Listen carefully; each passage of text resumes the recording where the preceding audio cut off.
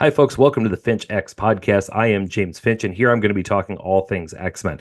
This is the very first episode. I'm super excited to be starting this venture, and I'm really happy you're here along with me. Before I get into the episode, I have to talk about the Uncanny Experience. And if you are an X-Men fan, this is a must. The inaugural one was held this past September at the Minneapolis Club in the Twin Cities. And let me just say, this building looks so much like Xavier's. It is unreal. Walking the halls were cosplayers. There were classes taught by your favorite mutants.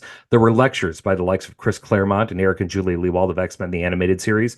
There were also voice actors from the animated series there, as well as other actors, vendors, artists. It was really, really cool. And it was all capped off with a really neat graduation ceremony. I highly, highly recommend it. The second one is being held this coming September, again at the Minneapolis Club in the Twin Cities.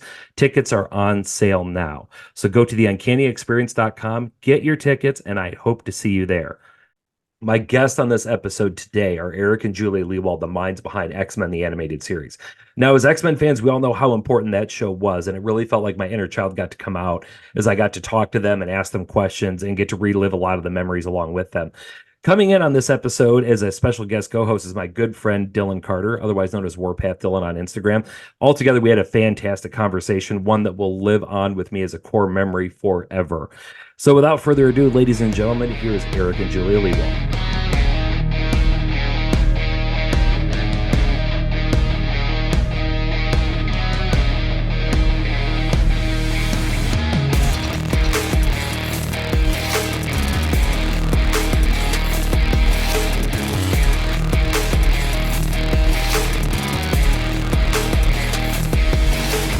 Everybody, we are here. We are here with the Lewalds. My man Dylan Carter is here, filling in as guest co-host. First of all, I just want to say what a humongous honor it is to have you on the podcast. I'm really truly excited about this. As somebody who's been a fan literally since I was a child, like grew up obviously watching X-Men the animated series, as so many people did. And one of the things that I found incredibly fascinating when reading your book is the amount of decisions that went into the early part of developing this. And I feel like so many times there are movies or shows where all these decisions are made, and out of those decisions come these really iconic things that had one decision or another gone one way or another, it would have completely changed the feel of everything. And so as we're beginning the podcast, we have to talk about the beginning of the animated series, and that is the intro song, right? Which is so incredibly iconic. I mean, people hum it everywhere. I think the amount of times I heard people humming it at the Uncanny Experience was just amazing. Can you talk a little bit about how that all came together? Yeah, it's we as the book tells you, we started work on the show mid-February of 1992. of, This is way back, of just to put it 92. in context. So, like 7 months before the fall premieres of most of the shows in September. And it was kind of a late start, and we were just working really fast. So we had our heads down building the world, choosing the characters, building the scripts, and the artists were just drawing like maniacs.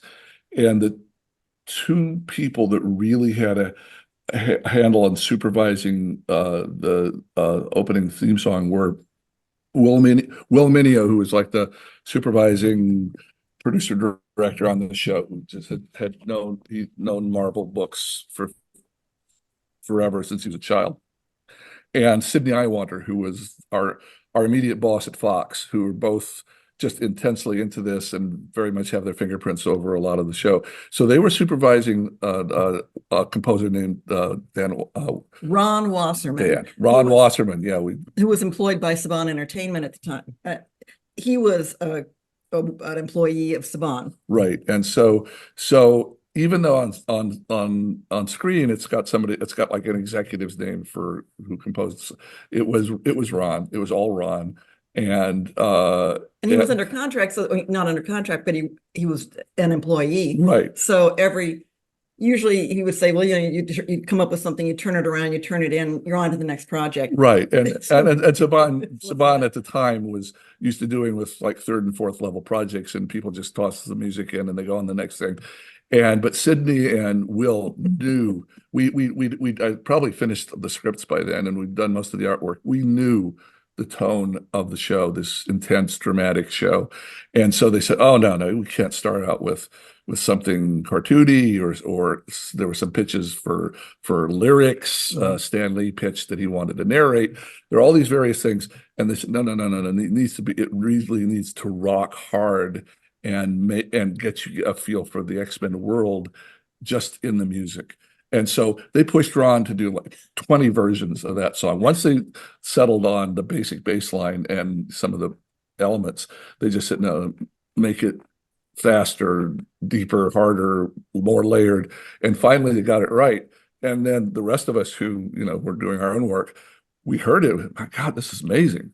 I mean, we hadn't seen, obviously we didn't know if the audience was going to go for it, but we all just went, bam, that's great. I mean, there are a dozen other things that came in during the production of the show. Said, oh my God, that's so wrong. What are we going to do? We just lost our show. And if we'd had a little bit of, hi, we're the X-Men, we're mutants, if something like that had come in, which you never know what people are pushing for, we would have had that same reaction, like, oh my God, how do we fix this? The show's over. Nobody's going to like this. It's going to ruin everything. But no, in this case, it was, my God, that's perfect. And we all knew it. We all knew it when we heard it. It was like, oh God, that's good. So one major concern checked off, that we don't have to worry about anymore. The show's intro is going to be sharp, and we saw the rough version of Will and Larry's visuals too. And thought, okay, very cool. This is going to work. I had one apocryphal story from Ron, and I picked some incredibly important, famous rock guitarist. I can't remember which one, but Ron might have been Bon Jovi. I mean, who knows? Yeah, incredibly great guitarist. And said, hey, Ron, I think I finally figured out the lick here, and starts playing it for him on his guitar.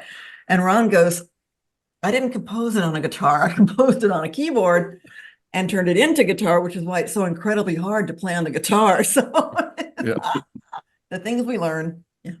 Yeah, and in there, and there's so many. I think there are so many iconic songs out there in pop culture that you can recognize with one note, and that is it. The first bass note, like you're like, oh, that's the X-Men animated series theme song. Like instantly, it's just one of those. And to give him all the credit he deserves, Ron Wasserman then had to come up with another theme song for a Saban show, and that was Go Go Power Rangers, and he created that theme song. It's like, dear God, that man was the earworm king for an entire generation, in a good way. Yeah, and the poor guy, he was just on salary, so he has no financial interest in either one. They could each have played 50 billion times, and there's no royalties there for Ron. He just he got his salary that week, and that was it. Oh wow! Just letting you know. That's the way of the world. Yeah.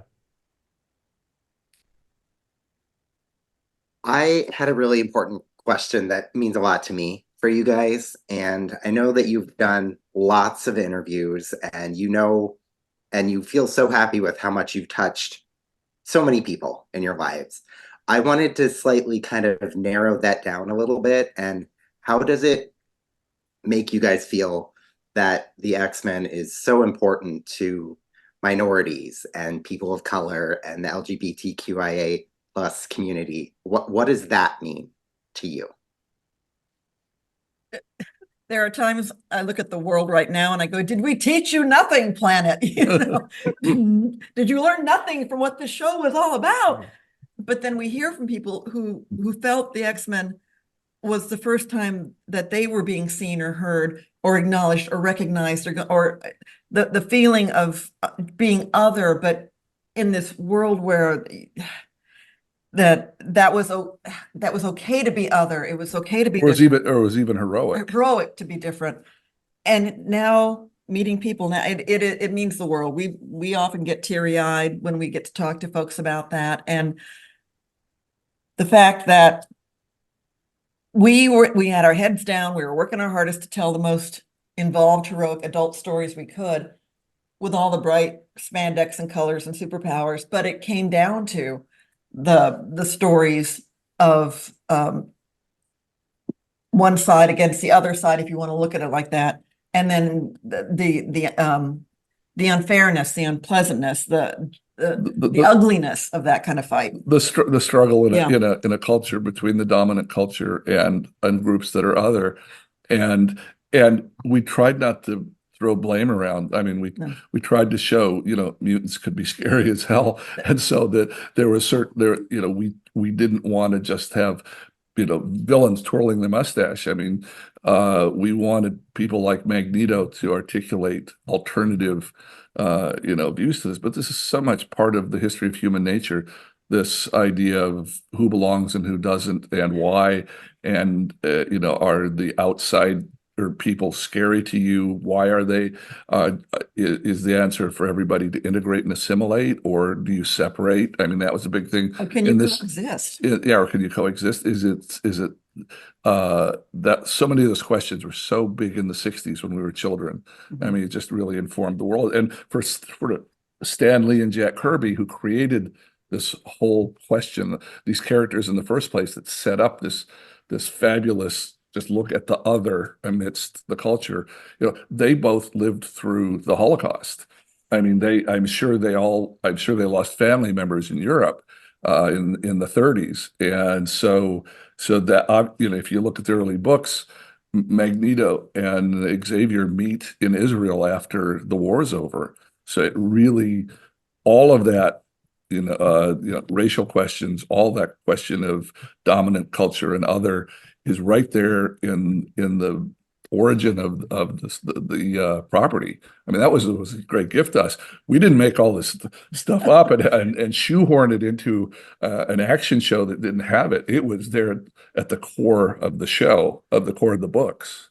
And the brilliance of X-Men, the different characters, is it could sort of evolve along with the world. And in 1992, you couldn't say certain words. You couldn't say gay.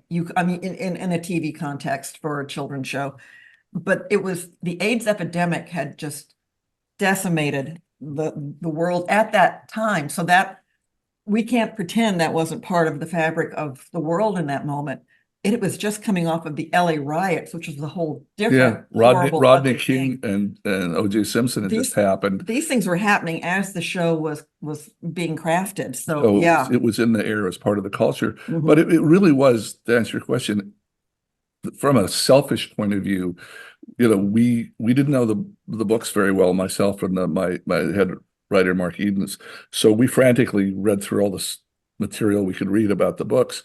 And we found there seemed to be two dominant things. One was just the kind of base generic superhero thing where, we're gonna set up a really powerful adversary and we're gonna fight them and see who wins, kind of like, WWE side of action comics, which is wonderful, which is, we take our boys to WWE. We're not dissing it. No. But the other side was this, the mutants are different.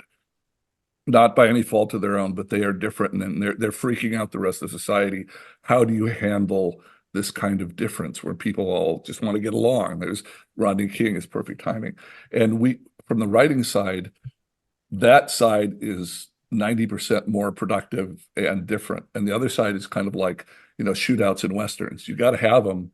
You got to have the fights, but the emotional core of it is the character stuff and is the social stuff. If you go back just to the opening of the pilot, the two-part pilot, Night of the Sentinels, the first mutant you see is Sabretooth, and Sabretooth is throwing police cars around and it's part of, you pull back and you realize you're watching a news report, and it's like, oh, mutant menace in the middle of the city. That's the first thing you see. That's the audience. That's second one. So we didn't want to have to try to explain why are these people being so mean with their sentinels to these nice mutants. So we want to get a sense of why this tension is there and have it be real and not just someone's imagination. And then Magneto doesn't show up until the third episode. So you've had first two episodes to sort of lay out and explain to the audience what the mutants are and what kind of threat they can pose, and also that they're not all like that, but it was very complicated storytelling, I think, in a very smart way. Yeah. The one of the things that I thought was most incredible about the show, the sort of like that was weaved through it and it displayed it so correctly, is rather than, you know, it being, oh, Batman, Joker's bad, Batman fight Joker. You have this thing where you have humans saying, okay, here's this crazy man, mutant, throwing cars. How are we going to tolerate this? You get things like the Friends of Humanity, and then you get people like Magneto who looks at the Friends of Humanity and says, are we really going to tolerate this? You know, so it definitely raises a lot of those questions that I think is so brilliantly weaved throughout the entire narrative of the show. Yeah, yeah. I'm going to agree. Fantastic. I do have to ask, because one of the things that I think also really made the show stand out was the incredible voice casting. Some of the voice actors who are on that show are still so iconic to this day. When you're going through a process like that, do you have it in your head, like what Cyclops sounds like what Wolverine sounds like, and then try to find someone who matches that? Or do you just get people who read for it and just kind of sometimes be surprised with what comes up? We had specific ideas of the kind of voices, and it's in our first book in Privy on X-Men, I put a copy of, I sent a list to the casting director in Toronto because they were all Canadian. They were all going to be recorded in Canada. There was a price break, and we were modest budget. And so before they started, they had a list of what we were thinking of, like with Wolverine, it was like terse and intense like Clint Eastwood, but lower register. And I'd list two other people like Robert Mitchum, or I'd list 3 or 4 voices that were what I was hearing when we were writing. And the same thing with I think with Beast, it was a gentler William F. Buckley or Frazier, who ended up being Beast in the movie. Which was, so yeah, there it is. Yeah, it's not going to, that's not going to read. Yeah, That there's is the the page. original memo. So I sent a memo up with our ideas for about, the dozen, 15 voices. And after that, the secondary ones, they read the books and cast it. But the history of it is, you probably know, is if you've heard us talk before, we sent these notes up, and the Canadians, who were really wonderful at their job, they'd cast some Emmy-winning shows before, couldn't get it out of their head that all the previous shows have done were kind of cartoony and over the top. Because they did a lot of cartoon animation voiceover And work we there. kept on saying, no, this is very much of a live action drama. You got to think of this as an hour drama in prime time. No. So their first run at it, they were it was one of those terrible moments where we're in fetal position saying the show's over. This is so wrong. These are talented people, but it's so wrong. I don't know if we can talk to, so everything ground to a halt for 2 weeks. Larry Houston, who knew what we were trying to get across, the producer director from here, head artist, and Sydney from Fox, and a couple folks, Joe Calamari and Bob Harris, who From are New York. from Marvel, who are our 2 contacts at Marvel. They went up and they spent 2 weeks in Toronto with the casting director, and they recast everybody and called out to like, okay, we need really some serious gravitas here. They called out to their theater community, to their Shakespeare Festival.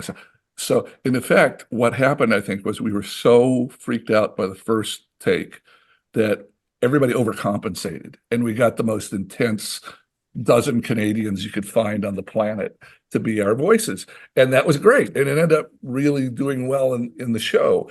But I think if the first pass had been kind of okay and acceptable, but not terribly good, we probably would have had to live with it, because we didn't really have a lot of extra budget. But it was so wrong, we had to fix it. What's the story, Bob Harris and when Cal Dodd came in and read? And Sydney, Cal's reading the sides going, what is this guy? And I think Sydney, Then he said he's animalistic, he's feral. And so Cal just did his Wolverine growl, and everybody in the sound booth jumped up. Okay, wait a minute. Get this guy talking. Because Cal had done, jingle singing. He was more of a singer. He hadn't done a voiceover before. And they said, oh my God, this guy's got it. And then when Lenore Zan read for Rogue and nailed it, I think. Like on the last person, day 14 of the audition, she finally shows up and wait a minute. And Bob Harris was saying that literally the hairs on the back of his neck went up because he'd been working in the comic book side of Marvel. He was ahead of all X-Men comic books at the time. He'd read everyone. He'd grown up since he was a child reading X-Men comics. He'd heard their voices in his head, of course, but then he says watching them come to life in the sound booth just was surreal to him, because he'd heard, it's like growing up with a family member, and then suddenly the family member sounds completely different, or just different in such a way that makes your jaw drop. Like, where did that come from? Yeah, that's right for Wolverine, but I'd never heard that timbre before, or whatever it was. But Bob said it was, in the entire project, it was the most surreal moment of the production for him. And then I've got, speaking of casting, this is not the right action figure, but our Apocalypse, who was so much fun to write for and just so brilliantly portrayed by John Colicos, the actor. We didn't find out until after he had passed. Sadly, like in 2017, we learned that John Colicos also played He was the very first Klingon ever. in the original Star Trek. So we didn't know, because we were big Trekkies. We were little kids when the first show came out, and we'd seen every episode 10 times, and we had this Klingon stuff memorized. That suddenly we realized, oh my God, we've written 15 episodes with dialogue for the first Klingon. Yeah. And so we had a very geeked out fanboy moment there. I'm freaking out in my head because I'm a huge Trekkie too. So I didn't know this. So you're making my mind blow too. Wow. Yeah, well, I have to admit it was amazing as a child watching, because as a child you view things very differently. Today, if an X-Men animated series came out today, and I'm in my 40s having read the comics, you think in your head like, okay, this is somebody adapting it to a new medium. As a child, you view it completely differently. As a child, I was reading the X-Men books before the animated series came out. When it came out, I was like, oh my God, that's what Wolverine sounds like. That was like it was getting a glimpse into the world. And his voice was so, and ever since then, every time I'm reading an X-Men comic, I read Wolverine and Cal Dodd's voice. Like it is so ingrained into the DNA. And I think all of us as children who watch the show, you'd have to do that thing in the school cafeteria where you'd take the plastic silverware and put it between your hands and, listen here, bub, you want a piece of me? Like you just have to, I think about every kid did that. Yeah. Oh God, that's so wonderful. Yeah. And the women were strong too. I have to put, that was also a delightful realization or discovery that X-Men was hitting across all ages and all genders in the ratings, which was a pleasant surprise. Which Hollywood is not at all used to. They were just kind of freaked out by that. Well, we thought, you need to narrowly write your show for 6 to 11-year-old boys, but everybody else is watching it too. The young kids, the adults, the women, college students. Yeah, and then they look at, well, how do I, can I advertise cereal to those people? Action figures, whatever. What are we supposed? How do we? How do we market this if everybody's watching? So that was very cool to us and very gratifying, because during the time we were writing it, there's like a 6-7 month period from when we start to create it, and then the animation's done and it's ready to go on the air. And during that time, there's a lot of money involved. So a lot of people are second guessing. Like, well, are you guys taking it the right direction? Should there be a lot more humor in it? Should we be pushing some other characters higher and some lower? And so there's all that second guessing going on, and it stopped once it was a big hit, of course. Then everybody was cool with everything. But that 7 months, there was a lot of justifying and protecting the way we wanted it to look and sound and move, and the way the stories were being told. So that was the toughest time. After that, we just try to keep up with what we'd done in the first season. But that first season was the tough slog. Oh, but also to point out, we're talking about it as being a 76 episode run series. When you were hired for that first season, it was with the understanding it was going to be the only season. You were given 13 episodes and to introduce the X-Men to the world and to tell the most compelling stories you could. Then we were all let go. And the assumption was, and if you go back and watch the ending for Final Decision, it's Jean and Scott at a lake, and he's proposing, and it's a lovely sunset. And that would have been a fine ending for the 13 episodes if that had been it. Yeah. And if Hollywood just really didn't have any faith that it would find an audience. So that, there's a 4 or 5 month period there between when we're done writing and the artists are done drawing and the show's on the air, and they find out if it works or not, and they decide to do a second season. So it's tradition out here that they let all the talent that they let them leave. And the problem was, in this case, suddenly this thing's very successful, and everybody, most of the good people on the show had gone off to do other work, and 2/3 of us were able to come back.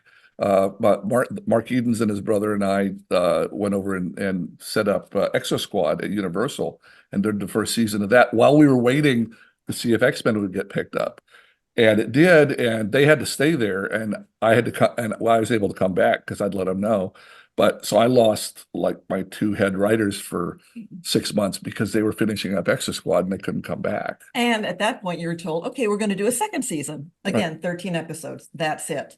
And then it wasn't until that one was wrapped that it. Then they realized, okay, they have to make this if they're going to go to a third season, might as well go all the way to 65 episodes. Was kind of you guys remember growing up, if there was something that was on 5 days a week, there'd be an order for 65 of those sometimes if it was toy based, and if it's Transformers or something, and they would run. So going from 26 to 65 was a fairly natural thing once they realized it was going to stay a hit. So then kind of the pressure was off, and we with two little kids at the house, we knew we'd have work for the 2 or 3 years. So that was cool. That was nice. That was fine. But yeah.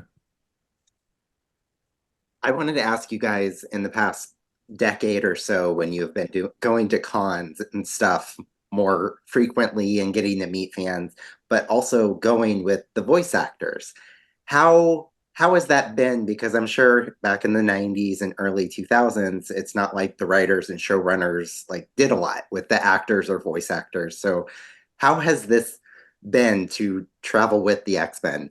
Yeah, it was like we got to meet our family. Yeah, it was like a family reunion with a family we hadn't really met, but were our family. That has been spectacular. Yeah, I gotta say. Yeah, amazing. imagine because it was the first time we hadn't met any of them during production. Mm-mm. They were just up in Canada, and then when I did that first book back in 2016, 2017. I interviewed all of them by phone from Canada, so I got to know them a little bit. But then we met them for the first time at a con, I think in 2018 In Texas. And it was, Wolverine and Rogue and Beast and a couple other folks. And that was really electric. That was just so cool because look, you did 76 half hours of our dialogue, and oh yeah, and I've been listening to your voice over and over and over and over again, for years, and now you're there in the flesh. And vice versa. It's like, oh, you guys wrote all these stories for me, and you guys built my character for me. And so there was this neat colleague thing going on, but it had been delayed, and then we got 20 years. Yeah.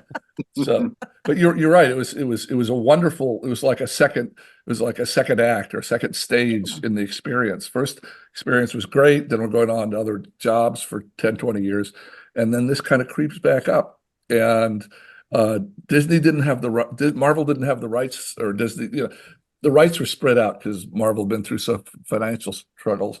So nobody was that interested in talking about the old show. Or talking to us about the old show, because even though it'd been playing all over the world over and over and over and over again. So it was obviously still had a huge fan base, but everybody says, oh, what's going to happen with that? Then we started going to cons, and Disney Marvel got all the rights back. They bought Fox.